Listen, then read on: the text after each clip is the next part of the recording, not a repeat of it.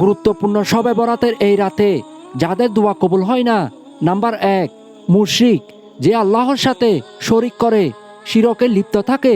Number 2, হিংসুক ব্যক্তি, যার অন্তরে অন্যের প্রতি হিংসা ও বিদ্বেষ জমে থাকে। নাম্বার 3, পিতামাতার অবাধ্য সন্তান, যে বাবা মার হক আদায় করে না। নাম্বার 4, আত্মীয়তার সম্পর্ক ছিন্নকারী, যে রক্তের সম্পর্ক ভেঙে রাখে।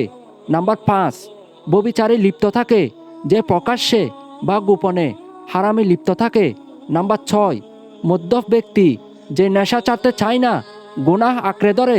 নাম্বার 7, অহংকারী ও গর্বিত ব্যক্তি, যে নিজেকে অনেক বড় মনে করে, আল্লাহর কাছে নত হয় না। কিন্তু সুসংবাদ আছে, যদি কেউ কাটি তওবা করে গুনাহ ছেড়ে আল্লাহর দিকে ফিরে আসে, তবে আল্লাহ তাআলা ক্ষমা করতে ভালোবাসেন। এখনো সময় আছে, তওবা করুন। প্রিয় ভাই এবং বোন আমার, আসুন এই শবে বরাতে অন্যের বিচার না করে নিজেকে শুদ্ধ করার দোয়া করি। হে আল্লাহ, আমাদের সবাইকে ক্ষমা করুন। আমিন।